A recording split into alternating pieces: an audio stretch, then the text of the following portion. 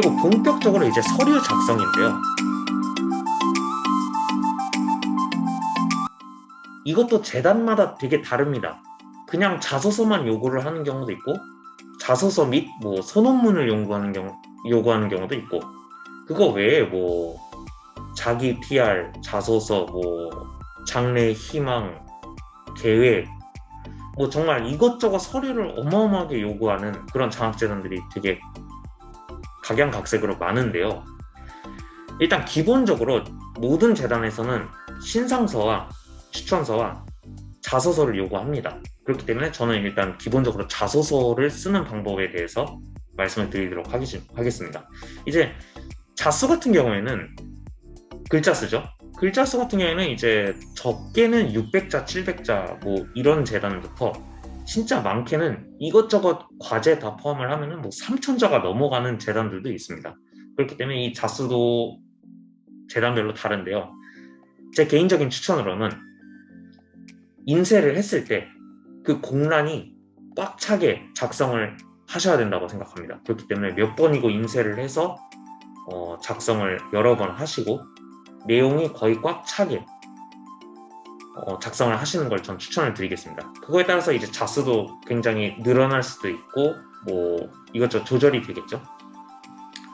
자, 일단 저는 구성을 30본론 결론으로 기본적으로 나눠서 쓰는 걸 추천을 드립니다. 먼저 서론인데요. 왜 일본에 오려고 하셨고, 여러분이 왜 일본에 오려고 하셨고, 왜 이 대학 및 학부를 선택했으며 일본과 본인 사이에 과거 어떤 접점이 있었는가. 이 부분은 이제 굳이 접점이 없으셔도 무리해서 쓰실 필요 없는데 쓰시면 좋습니다. 뭐 되게 간단한 거라도 좋아요. 예를 들어서 일본에 뭐 여행을 갔는데 일본 사람들이 너무 친절하고 뭐 일본에서 살고 싶었다 뭐 이런 그냥 간단한 걸 쓰셔도 좋고, 뭐 일본 애니메이션이나 문화 같은 게 좋아서 일본에 관심을 가지게 돼서 실제로 살아보고 싶었다 이렇게 쓰셔도 무방합니다.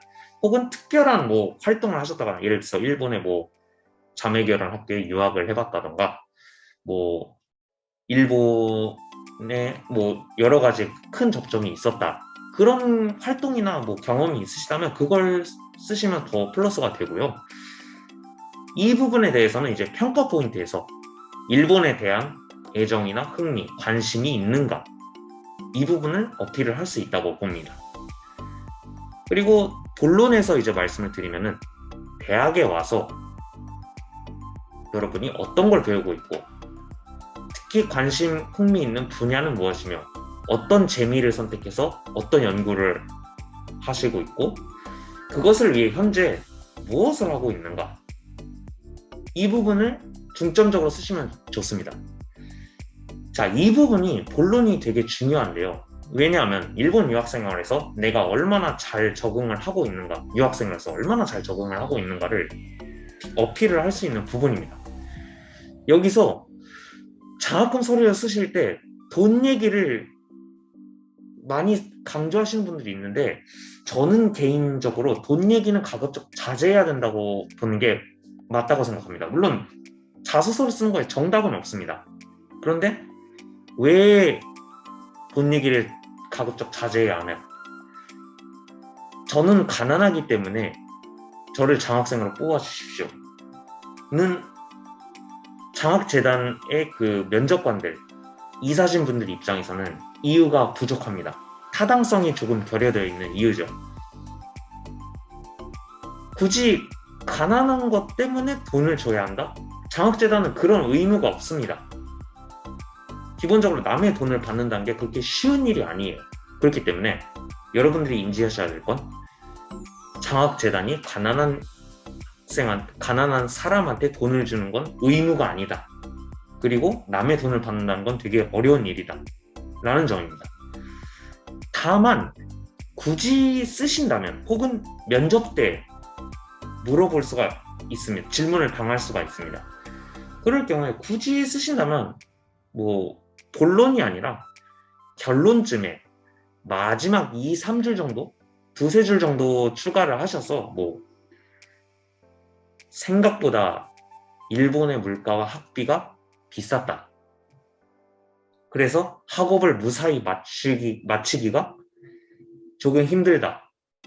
학업에 집중하기가 힘든 환경에 처해 있다. 라는 내용을 쓰시면 되고, 그 다음으로 이것도 추가를 해주시면 플러스가 되죠. 내가 장학금을 받고 내가 나만 잘 되겠다 이게 아니라 장학금을 받아서 내가 무사히 학업을 마치면 장래에 나도 어려운 사람들을 도와줄 인재가 돼서 일본 사회에 공헌을 하고 싶다. 이 내용까지 전달이 되시면은 저는 그 자소서는 경제적인 어려움을 어필을 해도 되게 완성도가 있지 않은가 싶습니다. 자, 그 다음 결론인데요. 결론은 아까 말씀드렸다시피 경제적인 이유를 조금 추가를 해주셔도 상관은 없는데 그게 주가 되시면 안 돼요. 그러니까 주가 되어야 할 내용은 대학에서 하고 있는 활동, 일본 유학생활 경험, 그리고 여태까지 배운 것들을 이용해서 장래에 내가 대학을 졸업해서 무엇을 하고 싶은가. 특히 여기서 선택지가 갈립니다. 일본 사회에 남는가, 한국에 리턴을 하는가. 근데 저는 개인적으로 이 자소서를 쓰실 때는 일본 사회에 남는다라는 내용을 쓰시는 거를 추천을 드려요. 그 방향성이 전 정답이라고는 생각을 하지 않지만 적어도 장학재단 입장에서는 이 인재가 우리 돈으로, 일본 사회의 돈으로 양성을 해서 이 인재가 모국으로 그냥 가버리면은 사실 그렇게 반갑지는 않죠. 물론 모국으로 돌아가서 모국에서 일본과 그 자국을 연결해주는 그런 역할을 할 수도 있겠지만 기본적으로 조금 더 플러스가 되는 건 일본 사회에 남아서 일본 사회에 공헌을 하는 인재가 되는 게 어떻게 보면 장학재단 입장에서는 조금 더 원하는 그런 방향성이 맞는 그런 인재가 되는 거죠. 그렇기 때문에 이 부분의 평가 포인트는 일본과 모국 사회에서 그 활약 가능한 인재가 될 가능성이 보이는가, 그런 성장 가능성을 노린 글 구성입니다. 자, 이 부분은 이제 자기 PR을 쓰는 법인데요. 이거는 취활 글쓰기랑도 조금 관련이 있습니다. 다만 취활 글쓰기랑 조금 다른 점은 취활 엔트리 시트 같은 경우에는 굉장히 짧습니다. 분량이 300자, 400자, 진짜 짧은 경우에는 150자, 200자, 더 짧은 경우에는 50자 내로 쓰시오. 이런 것도 있습니다. 근데 기본적으로 장학재단 같은 경우에는 그렇게 하드한 글쓰기를 요구하지 않습니다. 글자 대체적으로 자수가 뭐 600자에서 800자 정도는 여유를 주고 시작을 하니까 이 부분을 염두를 해두시고요. 자, 서로는 묻는 말에 대한 대답으로 결론을 먼저 제시하는 게 중요합니다. 예를 들어서 자기 PR에 관련된 뭐 본인의 장점이나 뭐 팀으로 어떤 성과를 낸 활동, 뭐 본인의 성격, 이런 것들을 먼저 쓰시는 게 중요하고요. 그 다음에 본론에는 어떠한 에피소드가 있었으면 그 본인의 장점이나 그 팀으로 성과를 내는 활동 등등에 대한 근거죠. 어떠한 에피소드가 있었으면 그 활동을 왜 여러분들이 지원을 하셨는지 이유랑 그 활동을 지원을 하면서 어떤 목표를 세우셨을 거잖아요.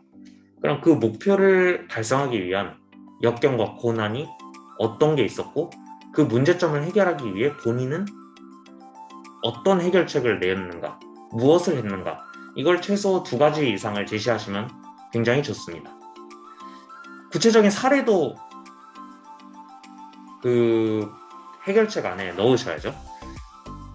이거는 구체적으로 수치도 제시를 하고 뭐 본인이 어떤 걸 하셨는지 그 단어 배열을 키워드에 맞춰서 정리를 먼저 하신 다음에 밑에 구체적인 사례나 뭐 방안을 그 설명을 더하시면 됩니다. 자, 이제 마지막 결론인데요. 결론은 이 활동을 함으로써 혹은 이 본인의 장점이나 성격을 발휘함으로써 그 결과 얻어낸 성과나 교훈, 그리고 본인의 느낀 점, 배운 점, 이런 것들을 쓰시면 됩니다. 예를 들어서 여러분들이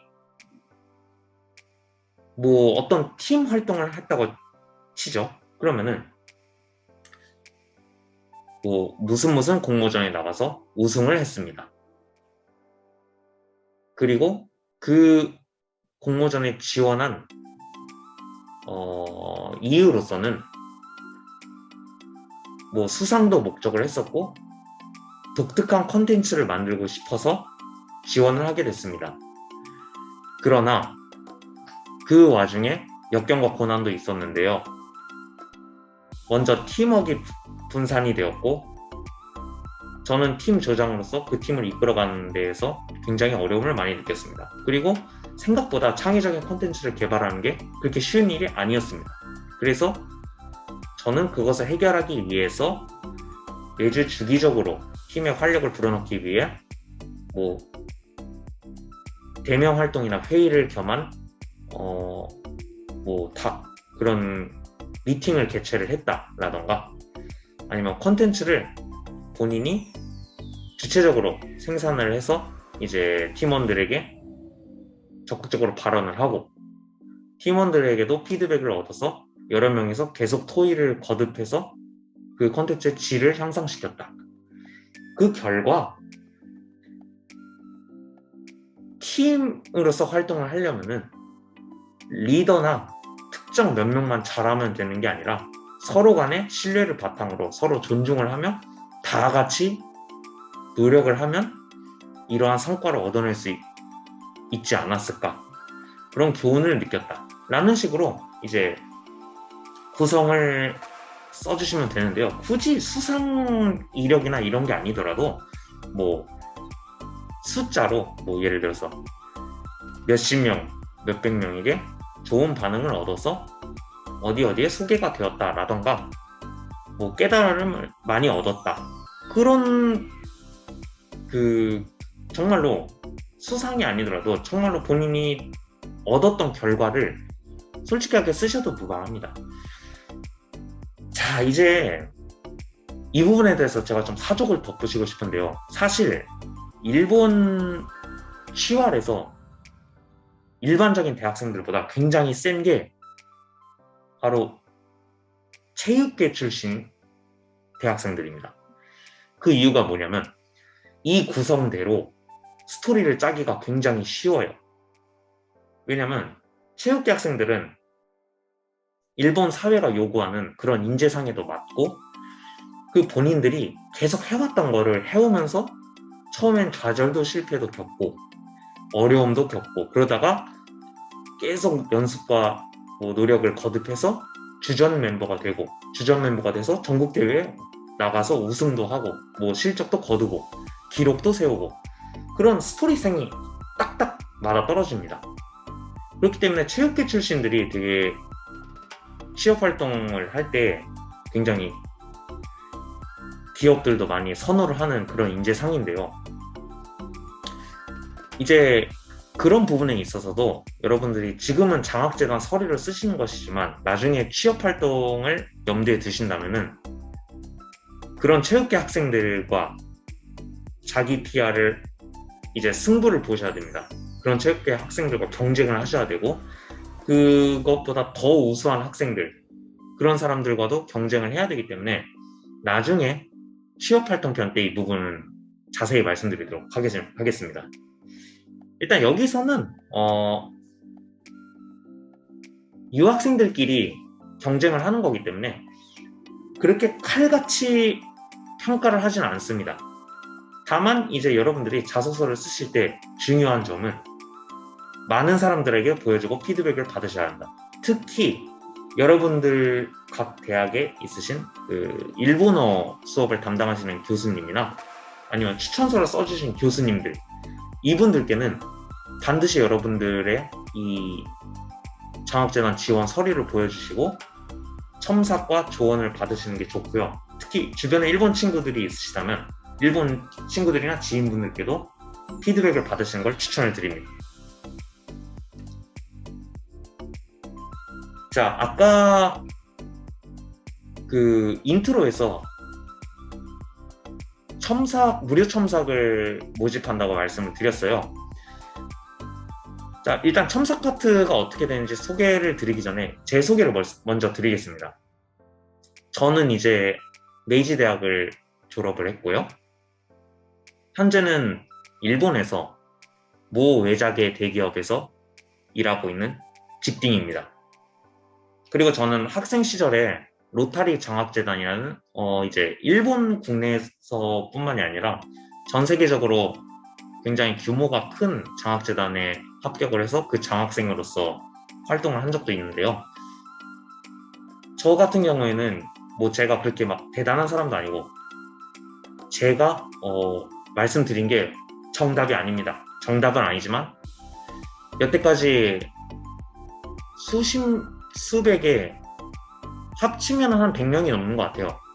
그 많은 한국인 유학생들과 일본인 학생들의 자기소개서 혹은 엔트리 시트, 뭐 장학재단 관련 서류 등등 여러 가지 첨삭을 한 경험이 있습니다. 그래서 실제로 그 중에서 꽤 많은 학생들이 장학재단에 붙었거나 혹은 이제 취업활동 때 내정을 받았다거나 그런 결과를 얻어냈는데요. 물론 이거는 뭐 제가 첨삭을 해주고 피드백을 해서 붙었다. 이거는 솔직히 말에 어폐가 있죠. 기본적으로 그 학생이 열심히 노력을 해서 잘 쓴 겁니다. 그렇기 때문에 기본적으로 붙은 거고, 저는 어느 정도의 가이드라인을 제시하는 입장에서는 이 분야에서 되게 강점을 많이 가지고 있다고 생각을 합니다. 실질적으로 이제 유학생들 사이에서 정보가 이렇게 공유되거나 도는 경우도 거의 드물고요. 예, 그렇기 때문에 제가 이걸 기획한 이유는 저도 한 명의 일본인 유학생으로서 예전에는 굉장히 많이 힘들었어요. 모든 게 다 새로웠고 모든 걸 다 혼자서 경험을 해서 다 알아내야 됐고, 그래서 혼자 부딪힐 때 그 두려움은 정말 말로 설명을 할 수가 없는데, 사실 그렇게 고난과 역경을 헤쳐나가시는 한국인 유학생들이 정말 많거든요. 제가 가진 지식들이 그렇게 대단한 건 아니지만 여러분들께 어느 정도 도움이 된다면 저는 그것만으로 만족을 합니다. 예, 자기소개가 조금 길어졌는데요. 그럼 이제 첨삭 파트에 대해서 간단히 말씀을 드릴게요. 이 부분에 대해서는 이제 첨삭 파트 콘텐츠라고 해서 나중에 이제 모집을 해갖고 그분들 중에 당사자에게 동의를 얻어서 이제 공개적으로 첨삭을 해드릴 겁니다.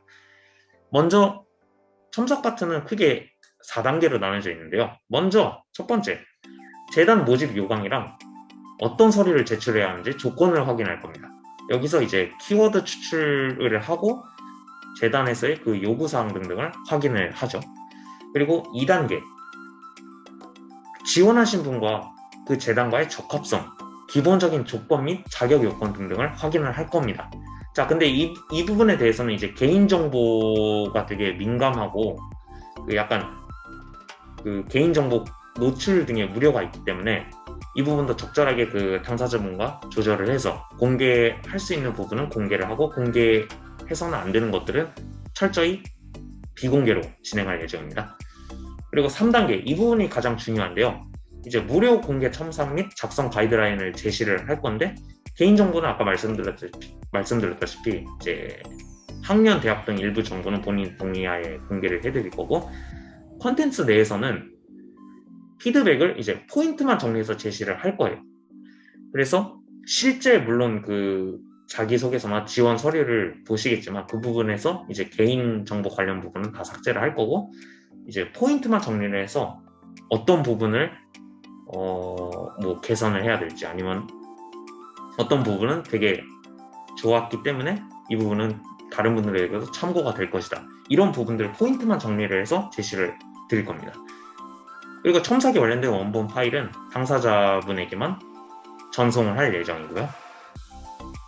그리고 마지막 4단계는 총평입니다. 뭐 이 부분은 그냥 포인트만 정리를 해서 이제 총평을 말씀을 드리는 거고요.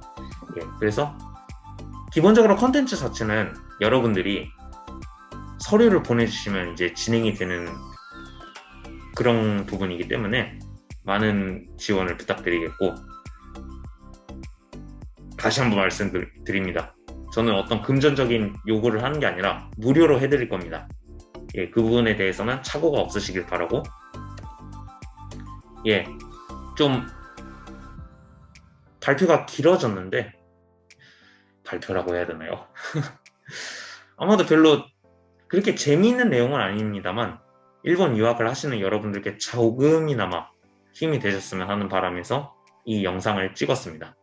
그럼 여러분, 많은 그 지원을 부탁드리고, 장학금 반드시 획득해서 일본 유학 생활 열심히 이겨내시길 바랍니다.